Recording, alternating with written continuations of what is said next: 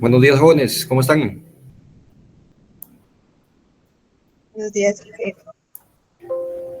Buenos días, a todos. Vamos a dar unos 2 minutos más, digo yo. Me falta una persona para que luego no estemos interrumpiendo la clase, por favor, muchachos.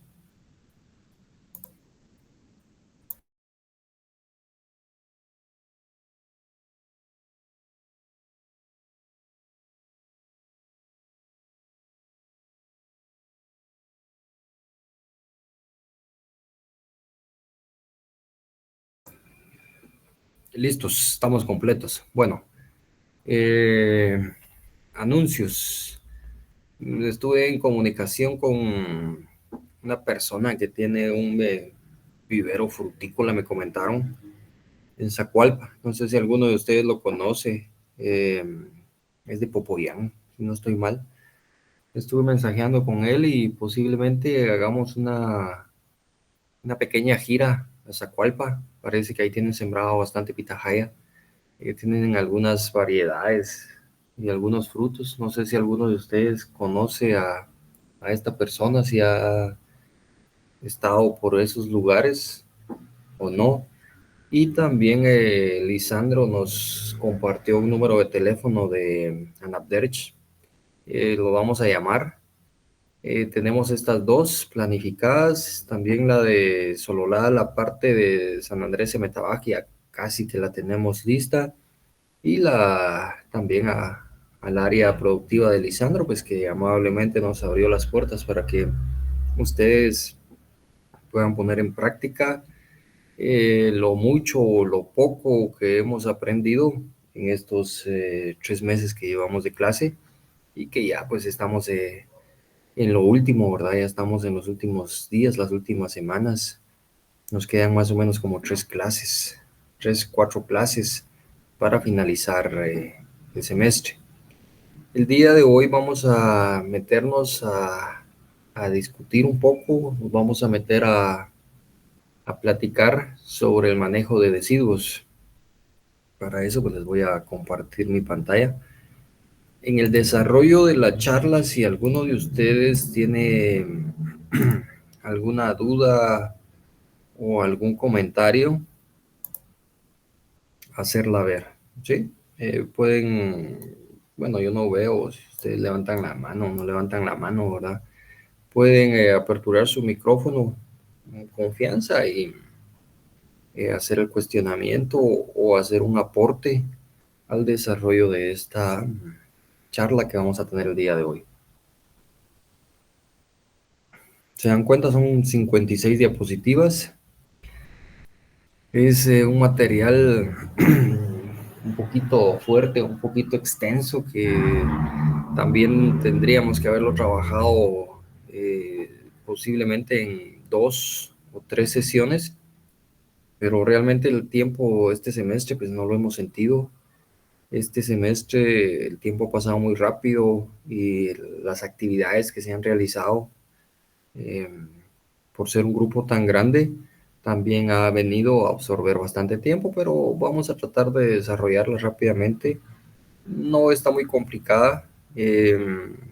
Solo hágame un favor, alguien que me recuerde al finalizar esta charla, esta pequeña inducción teórica, que me recuerde para enviarles los materiales que hemos trabajado, para que también ustedes los puedan tener.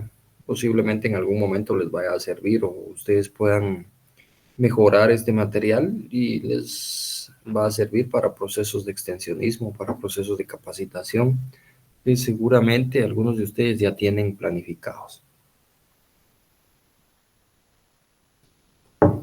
Bueno, manejo agronómico de frutales caducifolios. Esto lo hemos discutido. Caducifolios son aquellos que entran a un periodo de dormancia. ¿Sí? Caducifolios son frutos con hueso. Son frutos que al finalizar la pulpa vamos a encontrar una pepa, como comúnmente le llamamos, o una pepita. Y estas son de hueso, son fuertes. Entonces ahí vemos y analizamos las diferencias entre los caducifolios. Aquí vemos melocotones, vemos peras, vemos ciruelas y vemos manzanas. Estos frutos, pues en su mayoría, todos entran a este periodo de dormancia y todos posteriormente a ellos despiertan.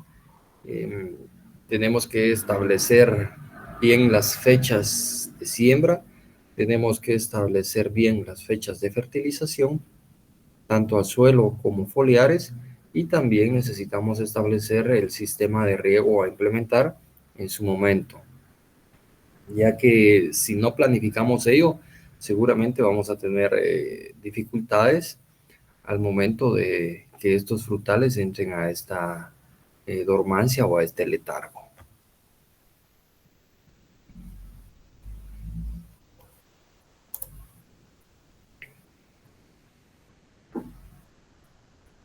Vamos a seguir, solo que mi compu está un poco lenta.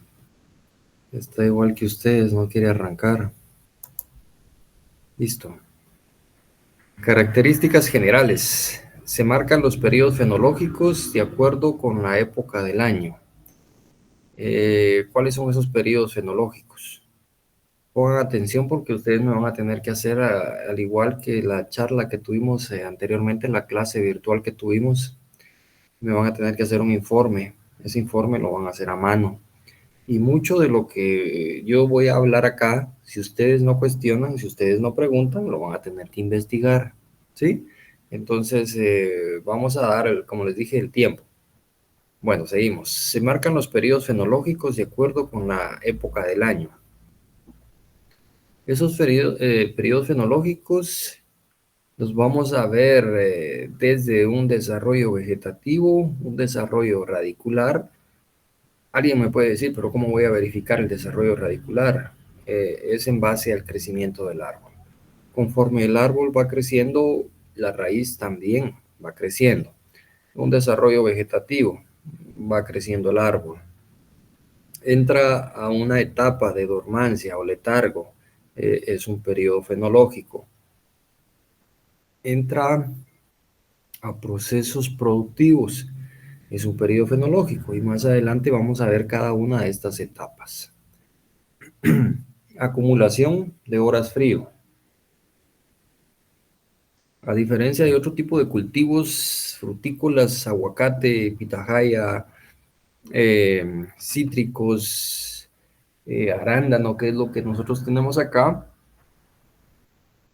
no necesitan una acumulación de horas frío, mientras que estos frutales sí necesitan acumular horas frío.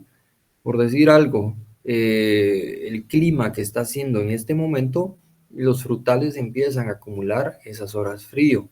El problema serio es que van a iniciar ya las temporadas de bajas temperaturas, en el caso de llegar a 2, a 3, a 0 grados centígrados.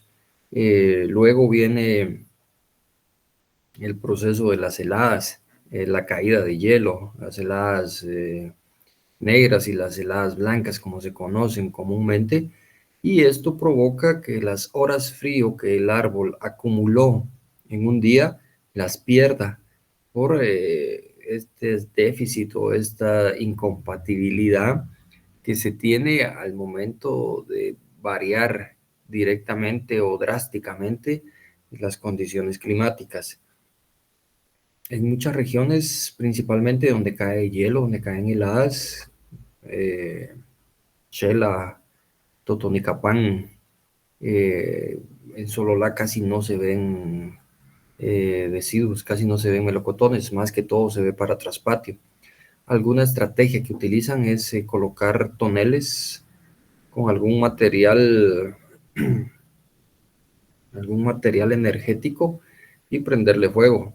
Tienen algunos muchachos o algunos ya tienen un poco de tecnificación, y cuando empieza a disminuir la temperatura drásticamente, estas personas vienen y encienden estos toneles con este material, y la generación de calor, la generación de humo en este caso, porque es eso, la contaminación que están provocando ahí, hace que este frío se disipe, hace que este frío no caiga directamente a los árboles, sino que vaya a los lados, o que vayamos mejorando el microclima en esas horas, y con ello pues se controla el requerimiento de horas frío que se tiene. Otro aspecto que ha provocado muchas situaciones adversas es el cambio climático. Estos días hemos estado con lluvias bastante fuertes, hemos tenido una saturación de suelos, pero seguramente en cuestión de días vamos a tener nuevamente temperaturas bastante altas, temperatura por encima de los 25 grados centígrados. Y esto también interfiere en la acumulación de horas frío. Las horas frío que el árbol acumuló, las pierde al momento de estar bajo esas temperaturas bastante fuertes.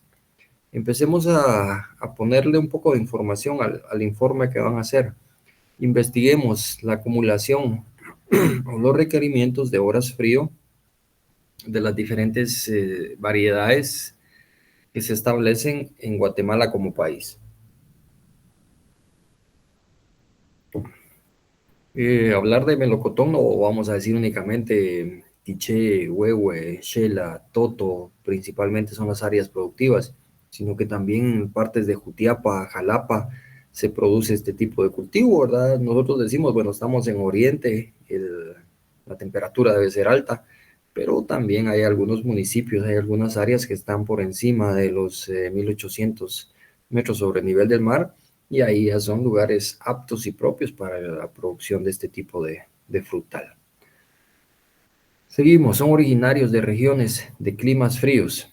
Este cultivo no es para climas cálidos.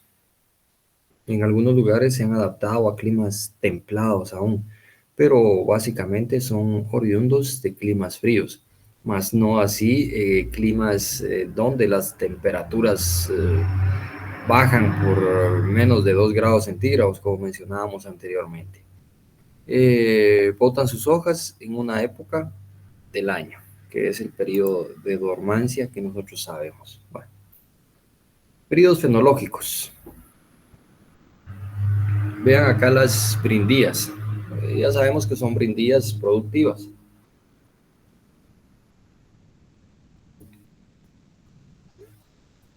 Acá iniciamos, ¿sí? Acá iniciamos. Ustedes pueden ver ya la producción de yemas productivas. Aquí podemos ver que las yemas laterales y principales ya empiezan a formar tanto yemas productivas como yemas, en este caso, para un desarrollo vegetativo. Esto es lo que a nosotros nos interesa, ¿sí? Esto es lo que nosotros debemos cuidar ya en procesos productivos. Acá nosotros vemos el botón a punto de aperturarse y vemos también el desarrollo vegetativo que tiene la brindilla. Luego vemos la apertura de la flor, ¿sí? Y aquí pues es otro momento importante. Sabemos que ya tenemos brindillas productivas, empezamos a ver los periodos fenológicos, las etapas fenológicas, pero este punto exacto es donde nosotros debemos cuidar más la floración. Y aquí es donde ponemos en práctica o traemos a contexto el hecho de decir, antes de la apertura de la flor en este tipo de cultivos, y no solo en este tipo de cultivos, sino que en todos, debemos evitar las aplicaciones de insecticidas, ¿sí? Yo no sé si son observadores, pero vean qué tenemos acá. Acá tenemos una pequeña abeja, ¿sí? Insectos polinizadores. Necesitamos mejorar esa polinización. Si nosotros venimos y hacemos aplicaciones de insecticidas, nosotros mismos estamos dañando el ecosistema propio de esta microrregión y vamos a provocar también la disminución de estos insectos polinizadores y vamos a tener rendimientos bajos en nuestras áreas productivas. Alguien puede decir, bueno, ahí está la polinización cruzada por el viento también. Perfecto, la tenemos. Pero estos animalitos son los que nos dan la mayor cantidad o nos dan el mayor beneficio en procesos polinizadores. Seguimos. Regresamos a la imagen. Los insectos polinizadores. Tenemos la flor completamente abierta, con los receptáculos para el polen disponibles, y en esta etapa fenológica pues empiezan a botar los pétalos y sépalos, las flores, ¿sí? Para darle vida al melocotón. Y aquí encontramos otra etapa fenológica bien importante, bien interesante. Necesitamos cuidar, porque esto ya pasamos de la formación de yemas, ya pasamos de yemas hinchadas, ya pasamos del proceso de polinización, ya pasamos de la abertura de floración, ya pasamos por el periodo normal de sépalos y sépalos. También estamos acá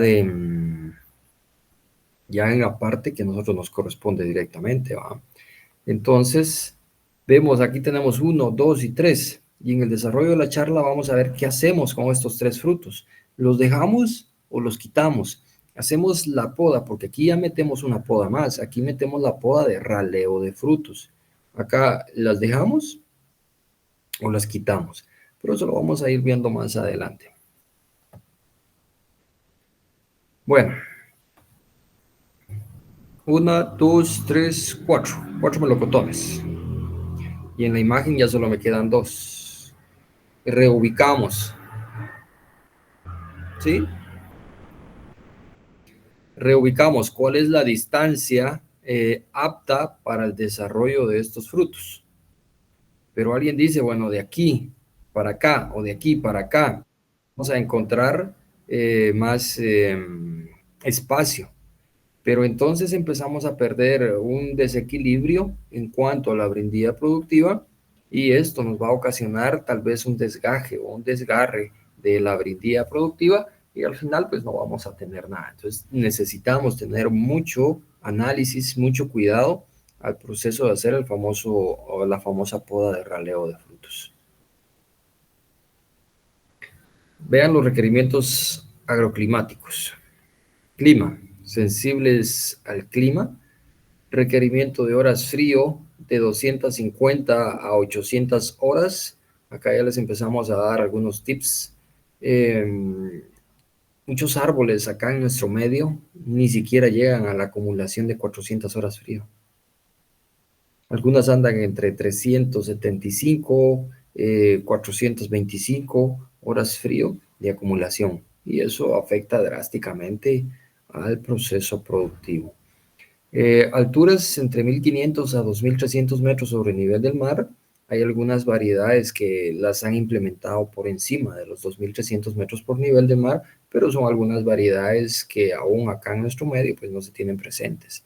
Y también este cultivo de melocotón o el cultivo de deciduos pues no tiene el mismo potencial que tienen otros cultivos, y por ello pues han dejado, por decir algo, algunas áreas que antes eran melocotoneras, ahora son aguacateras.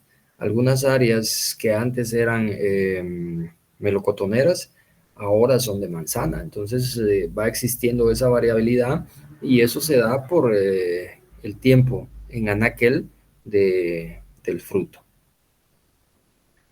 Terrenos con baja frecuencia de heladas, pendientes no mayor de un 30%. El melocotón es diferente al aguacate. El aguacate nosotros decimos que si tenemos una pendiente de esa naturaleza, pues no nos afecta. Pero en el caso de deciduos sí, es más que todo por las correntadas de vientos. Hay dos tipos de viento, un viento que sopla por la parte alta y un viento que sopla por la parte baja, que es el barlovento y el sotavento. Cuando nosotros tenemos problemas con viento que corre en la parte baja, que es el sotavento, ya tenemos dificultades porque la planta, el tallo principal, tallos secundarios y brindillas productivas, en el caso de melocotón, pues son muy sensibles al desgarre, provocando pérdidas completas, inclusive de árboles. En el caso de suelos, francos, profundos, sueltos, con buen drenaje, pH entre 6 a 6.6, materia orgánica entre 2 a 4%. Eh, bueno, tal vez acá no es tan complicado. Lo complicado sería encontrar nuestros suelos, ¿verdad?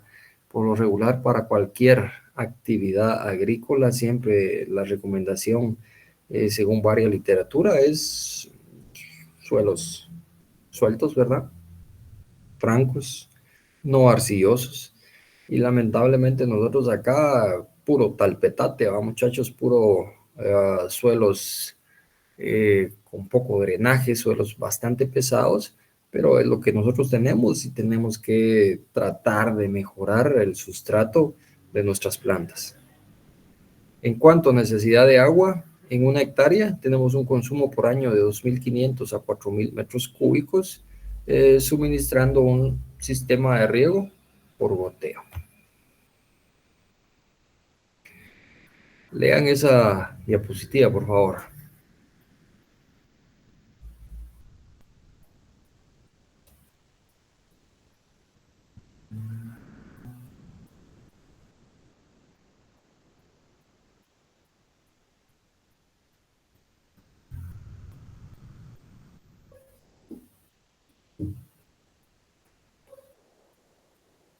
Aquí tenemos sistema de conducción, tenemos sistema de marco, tenemos distanciamiento en metros y tenemos una densidad por plantas, eh, la dimensión que nos da acá, hectáreas. Tipo de conducción, tenemos una conducción en vaso abierto y en Y o en B. Marco real rectangular, marco real rectangular y 3 bolío para los diferentes tipos de conducción. Y tenemos diferentes distanciamientos que van entre 5x5, 4x5, 5x2.5 y 3x3. Y densidad por hectáreas, 400, 500, 800, 960 plantas que se pueden implementar por hectárea. Acá en nuestro medio la topografía podríamos decir que es algo beneficioso, siempre y cuando el espacio esté ubicado al norte y tengamos la mayor parte de sol presente o que esté focalizado directamente hacia donde nace el sol y tengamos la mayor cantidad de horas luz. Vemos, duplicamos prácticamente la cantidad de plantas. Entre un tipo de conducción de vaso, marco real, distanciamiento de 5x5, metemos 400 plantas. Y un tipo de conducción siempre en vaso, pero en 3 bolío, a distanciamientos de 3x3, metemos 960 plantas. Entonces, es algo bien interesante, es un análisis que se debe hacer antes de implementar un sistema o un cultivo de esta naturaleza, porque también es cierto, vamos a meter 960 plantas, pero seguramente vamos a tener que hacer controles, vamos a tener que establecer manejos mucho más estrictos para el manejo principalmente de enfermedades fungosas, ¿sí? Podas de saneamiento drásticamente y evitar que se genere demasiada humedad en estos espacios. Vamos, tecnificación, manejo integrado de podas. Hemos tratado de ir viendo esto poco a poco. Esto ustedes no van a saberlo al 100%. Esto conforme uno se va involucrando al mundo de la fruticultura, uno va aprendiendo cuáles son los cortes, cuáles son las podas, qué tipo de rama voy a hacer, cuál es una poda de rejuvenecimiento, cuál es una poda de saneamiento, cuál es la poda que debo darle cuando mi árbol tiene o ha finalizado la producción, el siguiente año o el siguiente periodo productivo, cuáles son las ramas que voy a dejar. Todo eso ustedes lo van a ir aprendiendo poco a poco. Nosotros acá lo único que hacemos, y siempre se los he dicho, es darle los principios básicos, darles esas pequeñas pinceladas para que ustedes se vayan metiendo a este rollo. Veíamos vamos a regresar, vamos a ver algunas. Acá, si nosotros utilizamos en este momento, ¿sí? O en este punto, nosotros utilizamos incorrectamente las tijeras de podar, y eso lo vuelvo a recalcar, tal vez algunos ya están aburridos de escuchar esto, pero otros tal vez no ponen atención o están distraídos, están pensando en la traida o en el traido, ¿eh? Y no ponen atención. Pero si nosotros en este momento utilizamos o empleamos incorrectamente las tijeras de podar, definitivamente estamos perjudicando por completo la producción que vamos a tener para el siguiente año o para el mismo año en sí. Tipo de poda: poda de formación, poda de fructificación y poda en verde. Las principales que se van manejando. Vean esta parte que tenemos nosotros acá en esta imagen, ¿sí? Vean los surcos. Por lo regular siempre se elevan un poco más. Ustedes lo han visto en el área experimental que tenemos. Nosotros hemos elevado los surcos o los tablones, como ustedes quieran llamarle, los hemos elevado por debajo del nivel del suelo, porque la topografía que tenemos ahí es bastante baja en relación a la inclinación. Por lo mismo tratamos de que las plantas no estén en contacto tan directo con la humedad y con el agua. Esta imagen pues también nos demuestra la metodología a implementar. También vemos el plateado que se debe trabajar, y estos árboles están completamente llenos de flor, ¿sí? Poda de formación. Para nosotros es lo más fácil, ¿va, muchachos? Tal vez es la poda más práctica y más fácil que se puede hacer, ¿verdad? Iniciamos acá cuando el árbol tiene entre 80 centímetros a 1 metro de altura. Pueda que también tenga 6 meses de haberse sembrado, y lo único que hacemos es despuntar, romper esa dominancia apical. Cuando nosotros rompemos esa dominancia apical, pues vamos a estimular al árbol a que abra las ramas secundarias.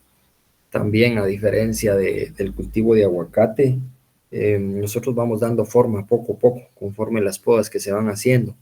Pero acá, por ser un tallo leñoso y por ser un tallo también que se puede rasgar muy fácilmente, en algún momento hacemos algunas técnicas. Y esas técnicas es amarrar, por decir algo, esta rama que tenemos acá, la amarramos o la sujetamos y metemos una estaca al suelo. Con pita o rafia, como ustedes quieran llamarle, pues empezamos a aperturar esta rama para tener y darle una mejor formación al fruto. Pero aquí seguimos con el famoso despunte. Esto es lo que nosotros esperamos. Esta forma, este tipo de conducción es en vaso abierto, ¿sí? Esto es en vaso abierto. Seguimos dándole forma. Tallo principal, ramas secundarias, terciarias, ¿sí? Y estas terciarias son las que nos van a dar, terciarias y secundarias son las que nos van a dar las brindillas productivas, ¿sí? Este esqueleto que nosotros vemos acá únicamente es de soporte, es de carga. Estas brindillas son las productivas, y estas son las que tenemos que cuidar. Si esta brindilla de acá me produjo este año, el próximo año no me va a producir, sino que vamos a tener acá un entrenudo y vamos a tener un pequeño crecimiento, un pequeño desarrollo, pero definitivamente el fruto no va tener la cantidad de nutrientes necesarios por estar tan lejos del sistema radicular. Vean todo lo que los nutrientes tienen que movilizarse para llegar a este punto. Por tal razón se dice, si esta brindilla me produjo, esta se va a tornar en color negro, un negro oscuro, un negro rojizo. Y posteriormente vamos a empezar a tener el desarrollo de otras brindillas que van a tener un color verde. Entonces, esta brindilla, al momento de terminar la cosecha, al momento de terminar la producción, yo vengo y la corto. ¿Sí? Yo vengo y la corto. La producción de melocotones va finalizando más o menos en el mes de agosto.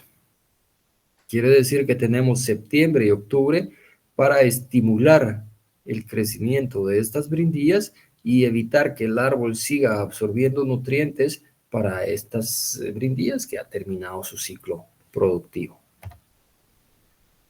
Las podas que se han trabajado, aquí vemos los dos marcos, los dos tipos de conducción directamente en y en vaso abierto. En Y o en B, dos ramas principales. Perdón, tenemos la principal y tenemos dos ramas secundarias. Y en vaso abierto tenemos la rama principal y tenemos 1, 2, 3 y 4 ramas. Lo idóneo sería buscar los 4 puntos cardinales. Siempre, siempre, siempre, pero en algunos momentos podemos dar inclusive hasta 6 brazos secundarios que son los que nos van a dar el soporte para la carga de fruto. Poda de fructificación, lo que platicábamos hace un momento. Punto A, producción de este año. Tengo mis frutos a cierto distanciamiento, tengo los frutos bastante distanciados y ubicados acorde a la ubicación estratégica también del fruto. ¿Qué sucede si nosotros no hacemos también un raleo de frutos? Pongo otro ejemplo acá. Este fruto va a captar la mayor cantidad de luz, de horas luz, ¿sí? Los rayos solares vienen hacia acá, pero si este está escondido acá, no va a tener la coloración deseada, esa famosa chapa roja, chapa amarilla que tienen los melocotones y que es el punto de atracción, hablando ya de terminología en cuanto a comercialización. Entonces debemos saber estos puntos también, estos tips. Alguien dice, bueno, mientras más melocotones tenga es mejor para mí, pero estamos perdiendo también la presentación que tiene cada uno de estos frutos. Sigamos. Tengo aquí la brindilla productiva, ¿sí? 2025, año 2025.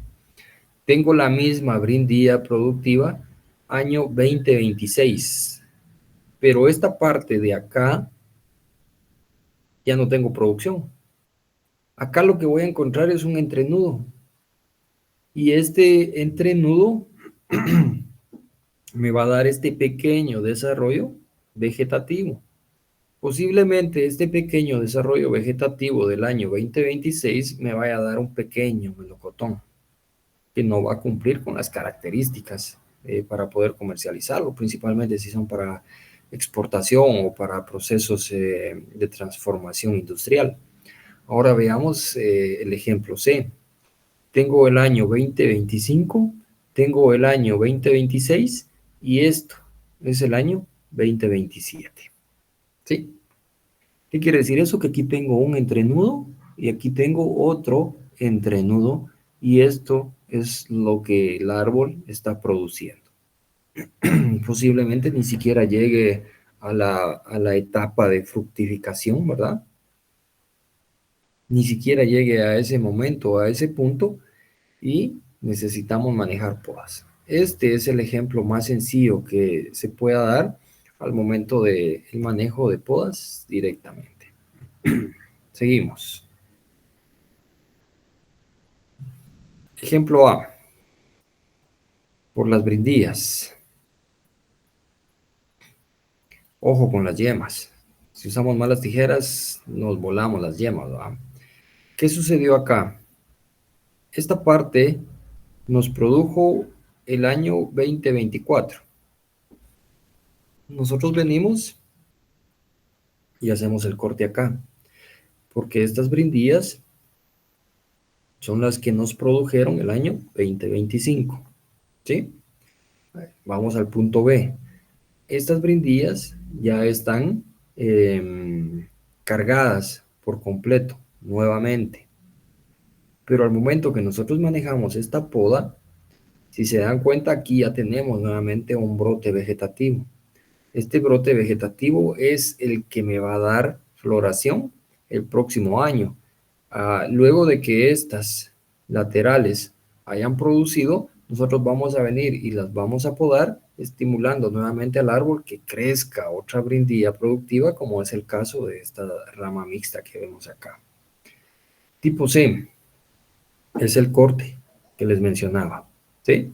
Hacemos el corte acá, estas brindillas productivas, y esperamos y empezamos a cuidar esta brindilla productiva, que es esta de acá. Como les dije, estimulando al árbol para que en estos puntos volvamos a tener un desarrollo en cuanto a yemas y brindillas productivas. Seguimos con la poda de fructificación. Es súper importante manejar esta poda. Alguien dice, bueno, ¿será que en algún momento nosotros le provocamos al árbol un rejuvenecimiento cuando hacemos este tipo de podas? Realmente sí. Si nosotros no manejamos ningún tipo de poda, vamos a ver un árbol que se va a entrelazar entre él mismo. Vamos a tener un árbol que se va a llenar de ramas. Vamos a tener un árbol que nos va a dar pequeños frutos. Y al final, pues, lo único que vamos a producir ahí es leña, pues, material vegetativo ya en etapa adulta, es leña, ya no tenemos ningún uso, ningún tipo, ¿ah? Y esto ustedes lo pueden ver fácilmente en árboles de traspatio, en todas las comunidades de acá, de nuestras aldeas, de nuestros municipios, de nuestras comunidades. Cuando ustedes ven un árbol de traspatio, de melocotón o de durazno, es esta la forma que tienen, ¿verdad? Entonces, esto es lo importante, tecnificar. Me comenta un estudiante que va unos años adelante de ustedes, es que yo me metí de lleno a la fruticultura, me dice, él me escribe cada 8 días, me escribe cada 15 días, ¿va? Me manda fotos de cómo van sus árboles de aguacate, cómo van sus plantas de melocotón, de ciruela, de manzana, y me dice, es que ahora los vecinos llegan allá conmigo para que yo les enseñe. Es que ahora los vecinos dicen, ¿y por qué tu árbol está tan bonito y el mío no crece? Entonces es parte del extensionismo. Yo le digo, bueno, capacitarlos, pues, hablarles, darles charlas. Es un poco complicado este punto, ¿verdad? También lo he dicho y lo he comentado. En este momento nosotros tratamos de enriquecer nuestro léxico. En este punto nosotros tratamos de que las palabras que estemos empleando sean las palabras idóneas, sean las palabras que estén dentro del contexto de la fruticultura. Pero cuando nosotros llegamos con personas que desconocen toda esta terminología, es bien complicado, porque entonces ya no sabemos ni qué palabras utilizar, ya no sabemos, decimos, bueno, cortamos esta rama porque esta rama ya produjo, ya dio frutos, entonces vamos a tener que buscar cómo generamos otras ramas a partir de esta. Eso es bien complicado, pero los invito a ustedes que lo empiecen a hacer, ¿va? Que empiecen a dar ese famoso extensionismo, que empiecen a dar esa famosa asistencia técnica, los que están involucrados en este rollo. Ahora sí solo llegan a pedirles un consejo, a decirles, bueno, qué es lo que vamos a hacer, o la broma que hacemos coloquialmente, que dicen siempre, bueno, nuestros papás o nuestros abuelitos, bueno, mira, ¿qué hago con este árbol? ¿Qué ramas quito o podalo? Porque este año no me dio fruto, o el otro año sí me va a dar fruto. Entonces andamos perdidos también, ¿va? Pero la idea es esa. Otro punto bien importante de las podas es que este año 2025 tuve una buena producción, ¿sí? Tuve buenos frutos, pero 2026 no tengo nada. Entonces dices que tenemos una alternancia entre año a año. ¿Y qué hago? Sencillo, necesitamos manejar podas. Si yo sé que este año tuve un rendimiento de un 25% por encima del rendimiento del año pasado, quiere decir que mi árbol va a quedar estresado, quiere decir que mi árbol tuvo que absorber la mayor parte de nutrientes disponibles en el suelo. Entonces, para que el siguiente año no tenga esa famosa alternancia, para que el siguiente año también tenga una producción, lógicamente va a ser mucho menor a la que tuve este año, pero sí voy a tener producción. Necesito fertilizar considerablemente al suelo y posteriormente hacemos aplicaciones de micro y macronutrientes por medio de bioestimulantes, que son nuestros fertilizantes foliares. Aunado a ello, pues necesitamos manejar las podas. Si no manejamos las podas, nos vamos a perder por completo, porque el árbol va a seguir invirtiendo nutrientes, el árbol va a tener que seguir invirtiendo macro, micro, eh, agua, todo lo disponible en el suelo para la supervivencia del árbol. ¿Sí? Si van teniendo dudas, me preguntan. Bueno, ya vamos a pasar a plagas y enfermedades. No sé si hay alguna duda o algún comentario. No, Muy bien, gracias. O ya se me Inge, durmieron. Adelante. buenos días. Solo con una consulta que no me quedó muy claro. Usted había dicho que en agosto termina la producción de los melocotones. Entonces, en septiembre y octubre serían las podas, o sea, realizarían las podas de las brindillas. ¿O entendí mal? No. Asumimos que el mes de agosto finaliza eh, el proceso de cosecha. En el mismo mes de agosto y los primeros días de septiembre, nosotros vamos a hacer las podas. ¿Por qué razón? Mm, Porque nos queda septiembre y octubre y algunos días de noviembre. Y en estos pocos días que nos quedan, necesitamos empezar a formar. No vamos a formar brindillas productivas en este tiempo, sino que vamos a empezar a formar, vamos a empezar a estimular al árbol para que inicie el proceso de formación de yemas. Porque si nosotros decimos, bueno, voy a podar en el mes de la última semana de septiembre, entonces yo es cierto, voy a seguir estimulando al árbol, pero el tiempo ya no me va a dar. Entonces, por esa estimulación que nosotros vamos a hacer, por esas podas que nosotros vamos a hacer, estamos diciéndole al árbol, bueno, tenés que seguir despierto, tenés que empezar a trabajar, porque te estoy quitando el material de este año que ya no te sirve y tenés fuerza, tenés nutrientes, tenés minerales disponibles para seguir creciendo. Entonces tenemos que tener mucho cuidado a ello, porque el árbol entra a un periodo de dormancia. Y ese periodo de dormancia es súper importante porque el árbol es donde descansa de todos los meses productivos, de todos los meses de producción en las diferentes etapas fenológicas, para el siguiente año tener vigor, tener energía y tener suplementos disponibles para despertarse. ¿Sí? No sé si quedó claro o no. sí, Inge, gracias, muy amable. Bueno, digamos, pues, plagas y enfermedades. Ya vimos la formación de yemas, ya vimos el cuaje del fruto, ya hablamos de podas, ya hablamos de raleo, y aquí viene otro punto que también tenemos que darle mucha importancia, ¿verdad?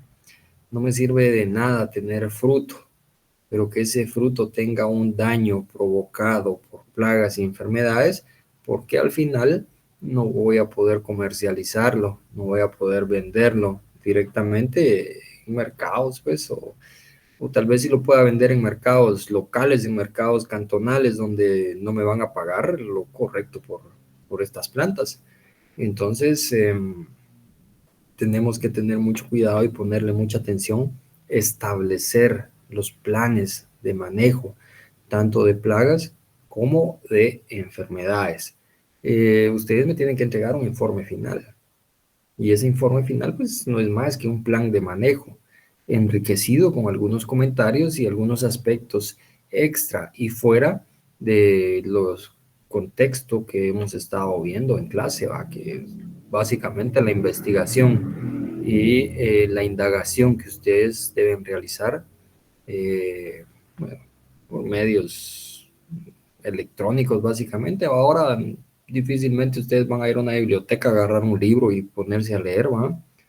La recomendación es, hay tanta información en internet, descarguémosla, o tal vez ni siquiera descarguen nada, porque se convierte posteriormente en un problema serio por las memorias de los equipos, pero sí lean, lean, lean.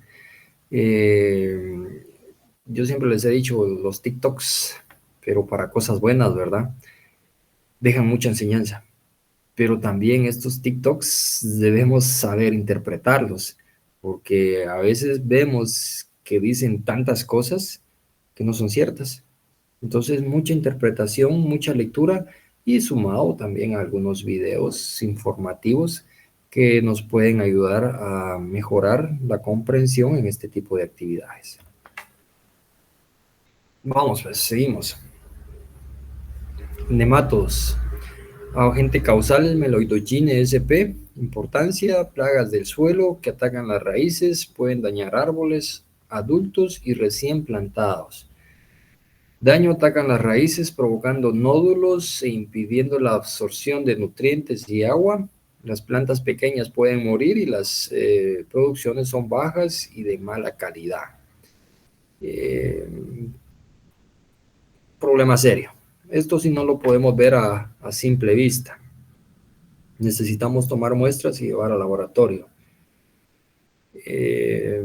Años atrás, algunos estudiantes, como el ingeniero Sukuki, me comentaban que tomaban muestras de suelo y las llevaban al laboratorio para ver si encontraban este tipo de microorganismos. Algunos decían que sí habían encontrado algunos.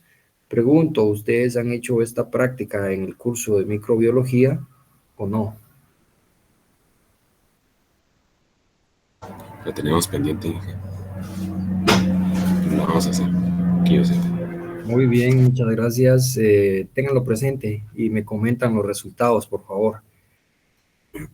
Para ello, pues necesitamos establecer manejos y controles. Primero, pues seleccionar planta de viveros reconocidos. Vean lo que dice acá, seleccionar planta de viveros reconocidos, porque viveros certificados no tenemos.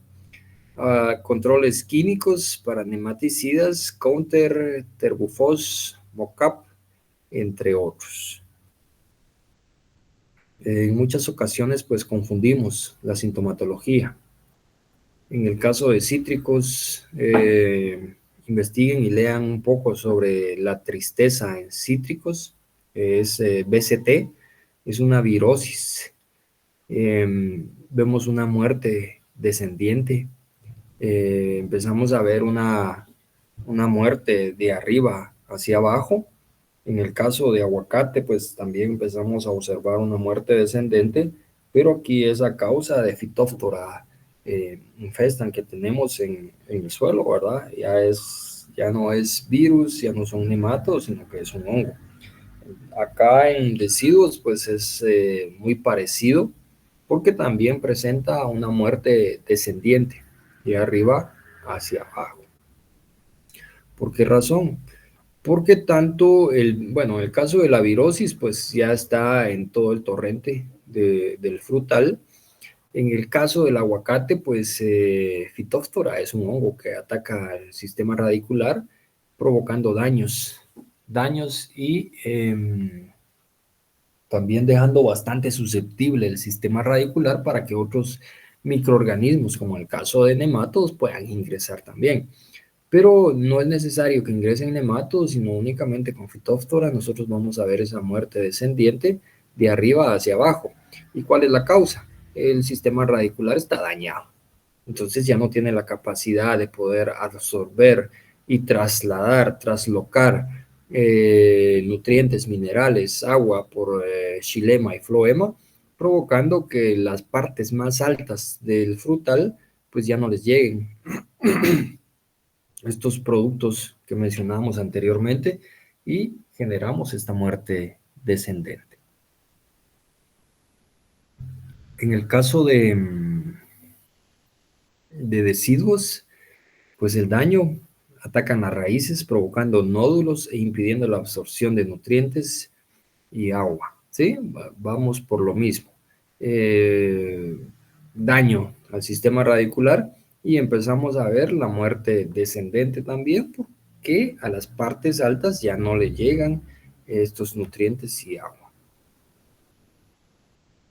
Daño por nematodos en raíces, ahí los pueden ver. Recuerdan que a algunos les dijimos, bueno, levanten estas plantas de melocotón con todo y raíz. El objetivo era verificar si tenemos presencia de nematodos, verificar cómo estaba el sistema radicular, verificar si teníamos también alguna incidencia de algunos insectos en etapa larval, pero definitivamente no teníamos esta sintomatología presente. La famosa gallina ciega, Filófaga sp. Importancia: es una larva del ronrón de mayo, como lo conocemos. Plagas del suelo que atacan las raíces alimentándose de ellas. Daño: las larvas se alimentan de las raíces, por lo que se impide la absorción de nutrientes y agua de las plantas pequeñas y pueden morir. Las producciones son bajas y de mala calidad. Acá nos da un control químico. Ahí también nos da una recomendación, ¿verdad? Evitar los estiércoles frescos o tirarlos directamente a las plantas, sino que necesitamos procesarlos. Controles químicos: Counter, Terbufos, Mocap y Volatón. Posiblemente alguno de ellos pues ya no los encontremos con esos nombres comerciales, pero el ingrediente activo sigue siendo el mismo. Lo único que cambia es el nombre comercial. Escama de San José. Es muy pequeño, este insecto es muy pequeño, pero es un insecto que va sobre la corteza del fruto, sobre la cáscara del fruto, que va sobre el fruto, provocándonos mal aspecto, provocándonos heridas, en donde otras enfermedades puedan ingresar fácilmente y deteriorándonos la producción, y con ello pues limitando el ingreso económico. El agente causal Quadrospidiotus pernicisus es del orden Homoptera, de la familia Coccidae. Importancia: perjudica el aspecto visual de la fruta, muerte de los árboles, se ubican en ramas y troncos hasta hojas y frutos. Descripción: insectos pequeños cubiertos de una caparazón gris oscura con una telilla central en color naranja. Se encuentran fijos, dispuestos unos con otros en capas, formando costras sobre la superficie infectada donde succionan la savia. Daño: succión de la savia y deterioro de la calidad de la fruta, control, podas y destrucción de árboles, aplicaciones de aceites y algunos químicos para controlar el problema de la escama de San José.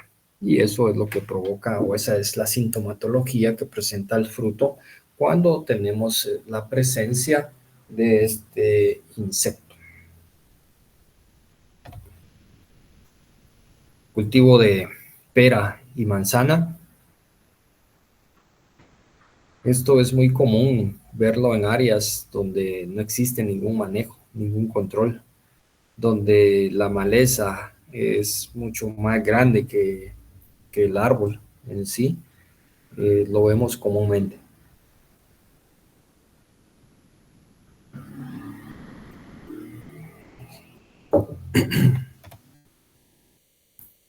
Chinches, agente causal, géneros, Ligius, Leptoglossus, Cianta y Curitucha.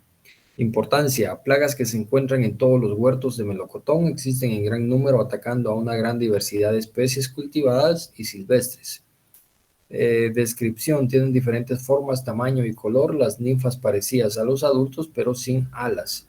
Ojos compuestos, grandes y antenas largas, son chupadoras y el pico lo mantienen bajo el cuerpo. Daño, atacan los brotes, flores y frutos tiernos, deformándolos. Una de ellas, en estado de larva, colonizan el envés de la hoja, llegando a causar defoliación. Control, eliminar malezas, hospederas. En cuanto a químicos, pues se recomiendan diazinon o Lortzman. Ahí están las chinchas, ustedes las pueden observar. Las hemos encontrado en Chajual.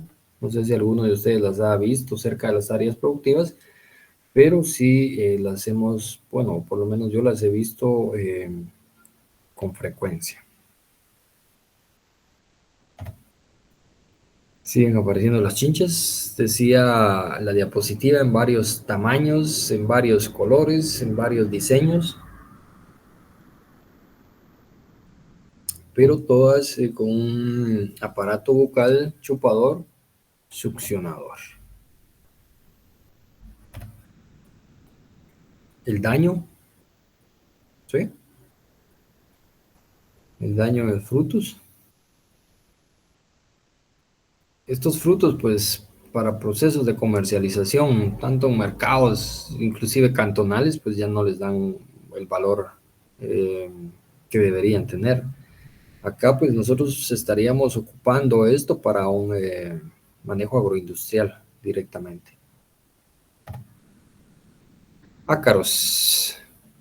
La semana pasada veíamos más o menos en 3 árboles encontramos araña roja. Ahora sí, la broma que hicimos el semestre pasado, veíamos una arañita ahí de color rojo y todos decían, bueno, es araña roja, ¿va? Pero realmente a simple vista nosotros no podemos ver este ácaro. Necesitamos de un estéreo, necesitamos de un micro para poder verlos y tener certeza.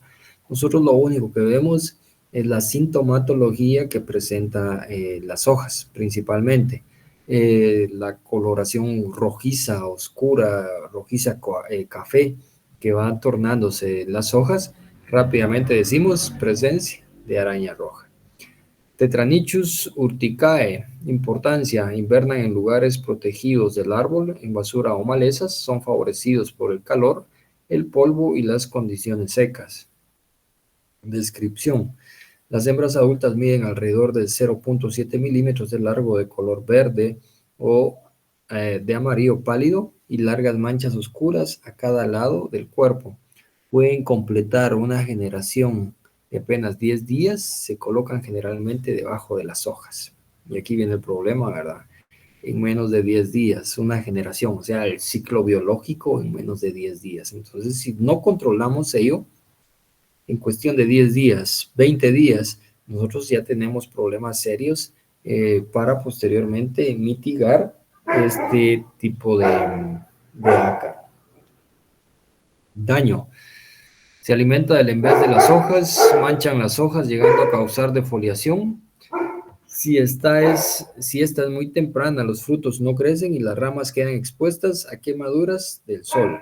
Control, eliminar malezas, hospederas, químico, abamectina, mitigan, control biológico, Spintor. Y ahí vemos los ácaros.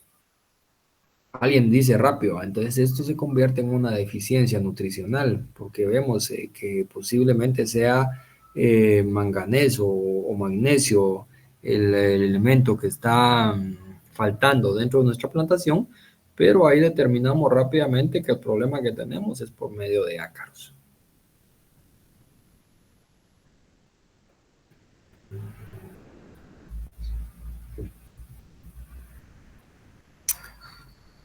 hago una pregunta a todos antes de regresar a mi pantalla principal. Eh, ¿Cómo cuestionaría, ojo, cómo cuestionaría a un productor para determinar y diagnosticar que tengo presencia de araña roja en una plantación?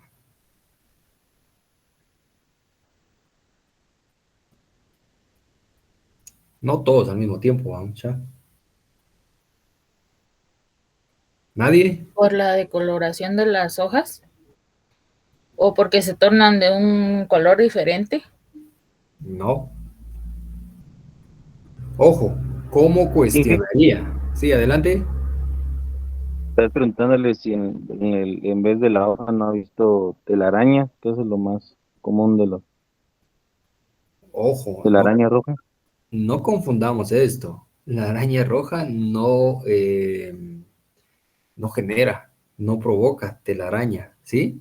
Esto no, nada que ver, esto está fuera de contexto. Esto no, nada que ver, ¿sí?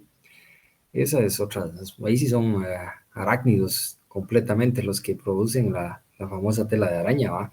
Decimos que estos ácaros no los podemos ver a simple vista. Necesitamos un estéreo o necesitamos un microscopio para poder observarlos.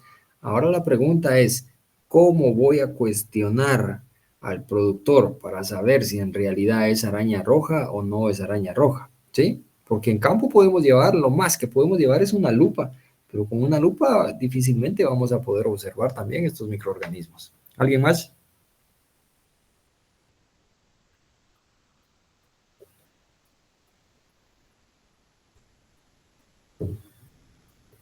Bueno, regresemos pues a mi pantalla principal. Vamos a ver. Vamos a ver qué dice Dulce. Y luego Evelyn, por favor.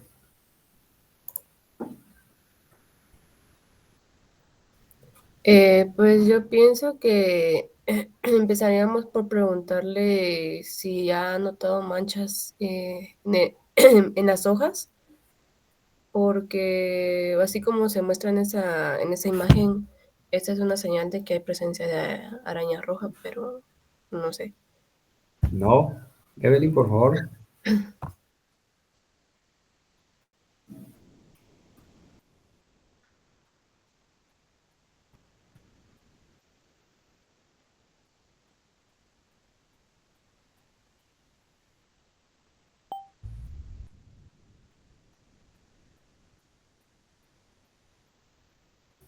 Muy bien.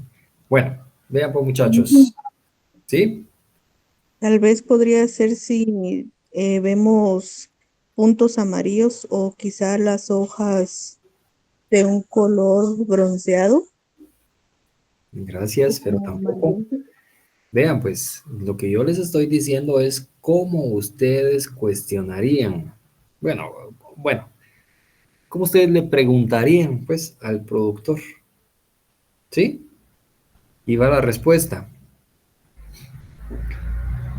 Si el productor les dice a ustedes, mire, aquí está mi plan de fertilización.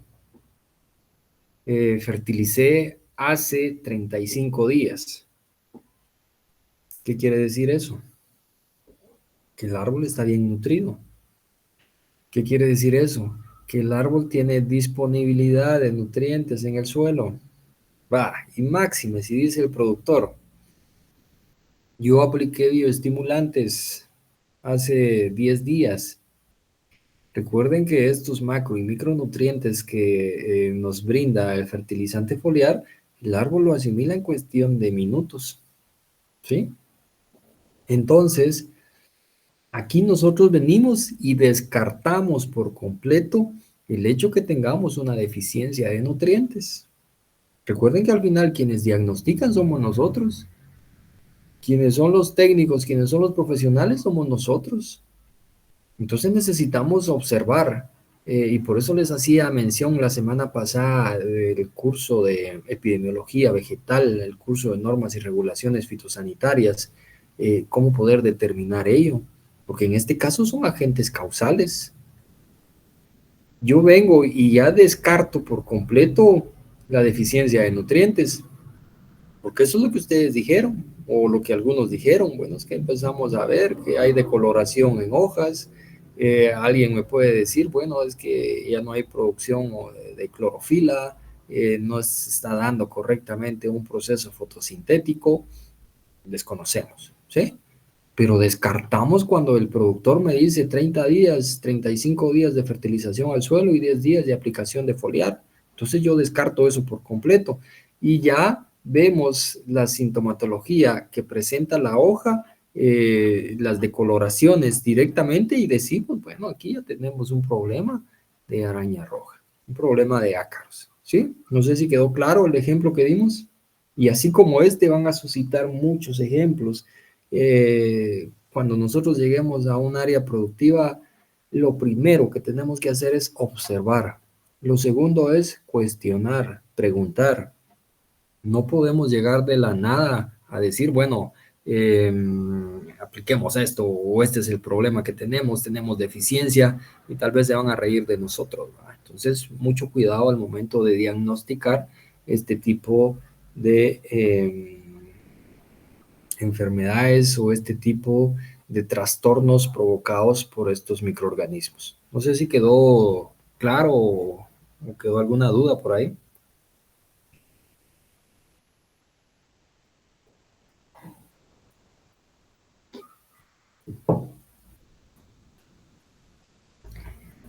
Pregunto otra vez, ¿quedó claro? ¿No quedó claro?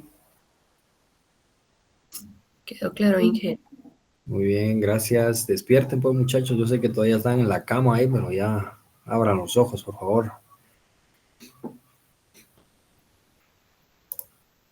Vamos a hacer un ejercicio rapidísimo. Bueno, pero mejor lo vamos a hacer al final. Vamos a hacer al final. Sigamos. Mosca de Mediterráneo. Agente causal, Ceratitis capitata. Importancia, plaga cuarentenaria, presente en huertos de zonas bajas o cerca de cultivos de café. Daño en los frutos. Este insecto es uno de los principales causantes de que Guatemala no tenga la capacidad de poder exportar hacia el norte del continente, México, Estados Unidos y Canadá. Se dice que estos tres países ya están libres de mosca de Mediterráneo. Y aquí en Guatemala llevamos años, en el caso de Moscamed, trabajando para tratar de erradicar, porque aquí sí es erradicar, no es controlar, erradicar la mosca del Mediterráneo. Pero lamentablemente por como somos los chapines, va a ser casi que imposible que esto se pueda dar. Descripción. Tiene el tórax negro brillante con un mosaico en líneas grisáceas y abdomen de color amarillo, negro y marrones hacia la base. Las hembras ponen sus huevos de color blanco dentro de los frutos donde se eclosionan. Las larvas se alimentan del fruto, caen al suelo y se entierran para pupar. A las 2 semanas se convierte en adulto e inicia el ciclo nuevamente. El daño, a las larvas se alimentan de la pulpa del fruto, lo que causa su deterioro, además del agujero, sirve para el ingreso de otros patógenos como la monilia. Control, eliminar malezas, hospederas, químicos, diacinón y Lorsman. Ahí está la imagen de la mosca de Mediterráneo y también vemos imágenes ahí donde hay varias trampas, principalmente con cebos atrayentes para que estos insectos puedan llegar y quedar atrapados en las mismas. Normalmente el Ministerio de Agricultura, por medio del área de saneamiento vegetal, ubican estas trampas en puntos estratégicos del país para verificar si se tiene presencia o no se tiene presencia de este tipo de insecto, pero esas trampas estratégicamente ubicadas en algunos sitios donde aparentemente se llevan controles y registros que esta mosca de Mediterráneo ya no ha causado un daño significativo o ya no ha tenido presencia en áreas de estos cultivos. Pulgón verde, agente causal Mysus persicae, importancia, al final del otoño surgen las formas con alas que ovipositan. Recuerden siempre, muchachos, el insecto en etapa larval nos ocasiona un daño considerable a la agricultura y a la fruticultura, tanto en hojas como en sistemas radiculares. Pero los insectos en etapa adulta, el mayor daño que ocasionan es el ciclo biológico, ¿sí? El ciclo biológico, lo que hacen los mayores es ovipositar la mayor cantidad de huevos, el proceso de reproducción, macho, hembra. Inclusive recuerden que hay algunos órdenes de insectos en que son hermafroditas, ¿verdad? Que ellos mismos pueden fecundar sus propios huevos. Y acá es donde inician también los procesos de infestación. Veíamos el caso de araña roja, que en cuestión de 10 días finaliza el ciclo biológico. Y así como en 10 días, nosotros en cuestión de 30, 40 días tenemos problemas de infestaciones. Tenemos que saber controlar tanto en etapa larval como en etapa adulta. Daño. Succionan la savia en los brotes tiernos, deforman el crecimiento terminales y retardan el crecimiento. Control químico, Tiodan o Lanate. Cuando estamos en campo y ustedes muchas veces se han acercado a mí y dicen, bueno, ¿por qué esta hoja se está colochando? ¿Por qué esta hoja se está deformando? Pero posiblemente los primeros días empezaríamos con este proceso de diagnóstico de algunas enfermedades. Ya al momento que nosotros llevamos y el desarrollo vegetativo que hemos obtenido, pues decimos, definitivamente no es nada que ver, sino la respuesta a muchos de ustedes es el ciclo biológico del árbol también, ¿va? Las hojas nacen, crecen, en algún momento sirven para procesos de reproducción y posteriormente pues mueren, ¿verdad? De manera natural. Acolochamiento directamente en campo, y ahí está el agente causal.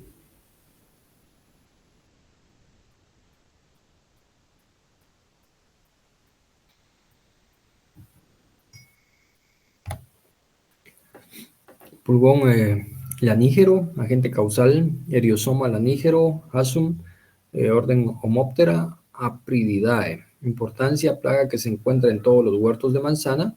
Descripción, insecto entre 1.6 a 1.9 milímetros de longitud. Su cuerpo es blando y de forma ovalada, de color gris, cubierto de una secreción cerosa, filamentosa y blanquecina que forma costra lanosa donde hay numerosas colonias de insecto.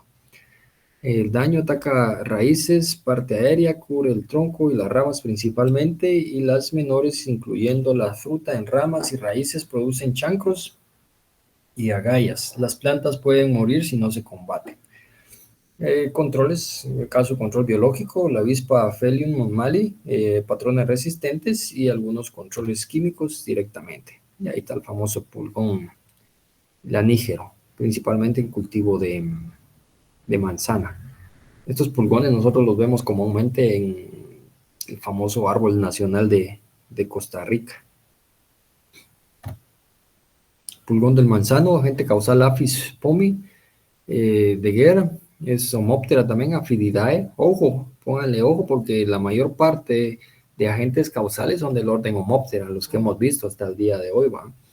Importancia, ataca en épocas secas, principalmente los brotes tiernos. Descripción, insectos de cuerpo blando ovalado de 2 milímetros de longitud, color verde con patas negras.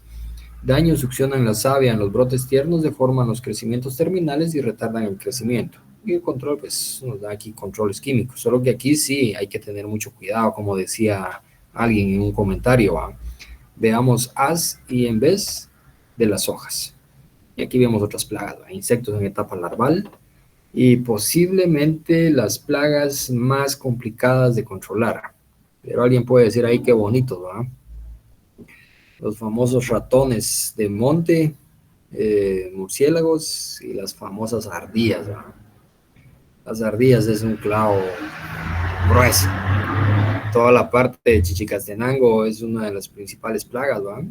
Ahí andan estos animalitos de manera silvestre, de manera natural, y encuentran medios de alimentos o medio de alimentación en las áreas productivas. Realmente quienes tienen la culpa somos nosotros, los seres humanos, ¿verdad? Porque estamos metiéndonos en el hábitat de estos mamíferos y pues ellos lo único que hacen es alimentarse, ¿va? Pero posteriormente nosotros les llamamos y les decimos, se convierten en una plaga difícil de controlar. Esto pues se pueden establecer algunas trampas principalmente. Posterior a ello también se pueden establecer algunas trampas que generen ciertos sonidos para ahuyentarlos, los famosos espantapájaros que se ponen también, aunque ya algunas aves ya ni siquiera le tienen miedo, ¿ah? Y en cuanto a otras plagas, pues siempre es necesario establecer y manejar el plan de manejo integrado de plagas. Pudriciones radiculares. Dejamos los insectos, dejamos los mamíferos por un lado y le entramos también a los hongos. Vamos a dar unos 3 minutos, por favor, muchachos, en lo que se preparan un cafecito o van al baño. En 3 minutos arrancamos otra vez, por favor.